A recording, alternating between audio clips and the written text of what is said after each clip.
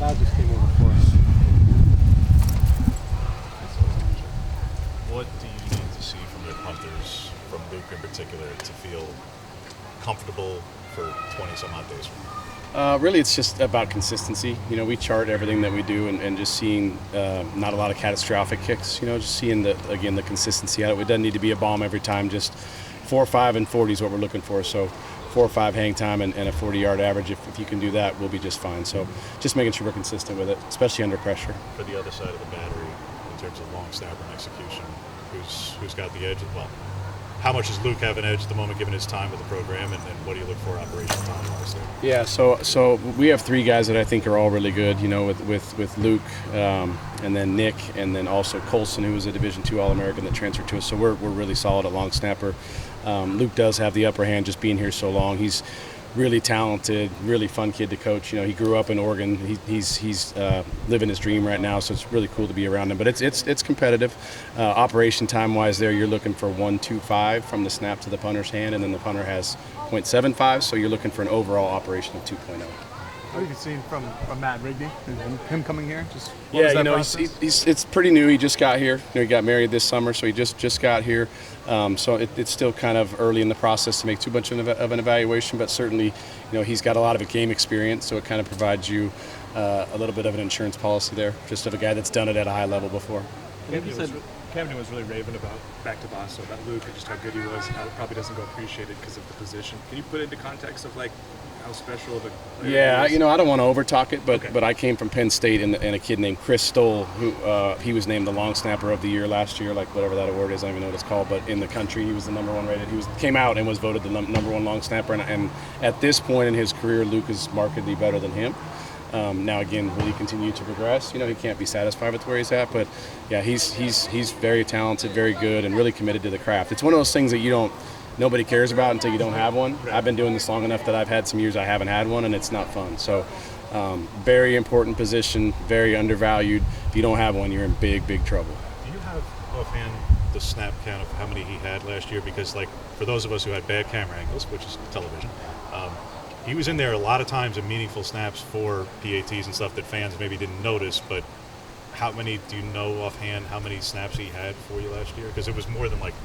It was much more than 2. I've seen so many numbers the last few weeks with all this charting that I can't remember, but I rotated him every other one on extra points, and also put him in some punt situations, just knowing the situation, knowing that we were going to lose a senior. I didn't want to be standing here next year with a guy that hadn't done it. So it was way more than it was more, if I had to guess, probably 50, but I would have to look at the numbers to be specific. But he played a lot.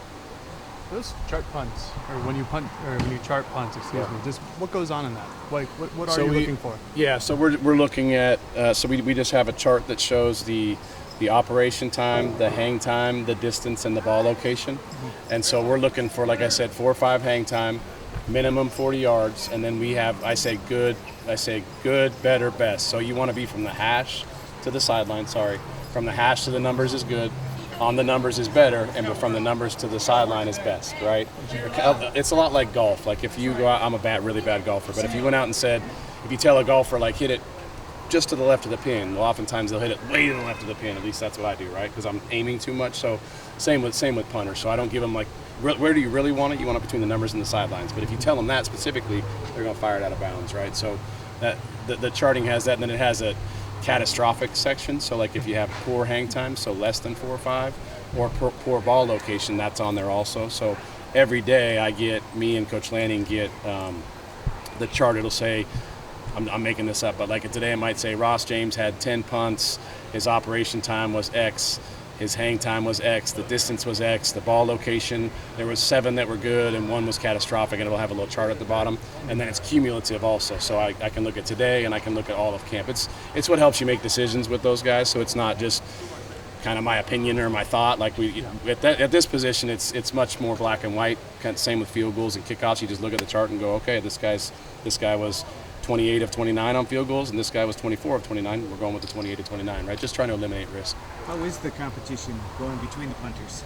I think it's really strong. Today Luke Dunn hit, I think they told me it was 66 yards, 5-2 hang. So in a competitive session. So you also kind of have a little bit different charting when you're ramping it up and putting him in game-like situations, which we did today. So It'll be ongoing. You know, we've got 3 that I think have a chance to be pretty good. They still got plenty of room to prove that, but I think we have the talent that we can be competitive.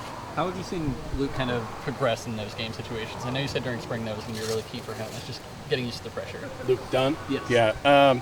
Yeah, everything's new to him. You know, like today he'd like, we did like a field goal, you know, where you bobble the thing and then you yell fire, fire, fire if you like bobble a snap and you got to roll out and throw to someone. You guys know what I'm talking about? Mm-hmm. Well, he's so new, like he forgot to yell fire. He just like grabbed the ball and started running around. We're like, you got to yell fire. And he forgets that everyone's looking that way. It's all just new to him, you know? So he's done really good. He's a really high level player. It's just going to be how fast he can pick things up. And then, you know, the unknown at this position that you can never really find out, that it's hard for people to understand that haven't done it, is going into Autzen Stadium in front of millions of people on TV and the loud stadium and all that stuff and performing in that environment. It's the hardest thing for a special teams guy to try to put pressure on those guys, but until you're in that situation, you know, it's really difficult to evaluate, to be honest with you. Again, you put them in as much as you can, but there's nothing like doing it really on game day. So it'll be how well that translates to game day for everybody. Entirely possible then for somebody to win the punting job, but the holder to be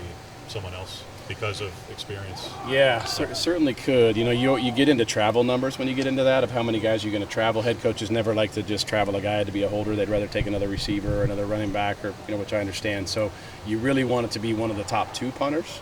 And usually punters are super motivated to be good holders because in the NFL you have to. They won't even take you if you don't hold. So yeah, it's best if it's one of the top 2 that travels, because you typically travel 2 snappers, 2 punters, and 2 kickers.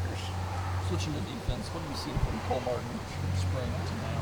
He stood out. Yeah, just super competitive. You know, his competitiveness. He's like every drill. He's 100 miles an hour. You know, he's young. He's hungry. Always willing to learn. Spends extra time up here. You know, he's a coach's kid, which helps just growing up, being around it his whole life, and really excited about him. He's like a little Mighty Mouse out there. I'm excited about him. Have you seen enough from him so far to think that he's actually able to contribute to this defense as a freshman?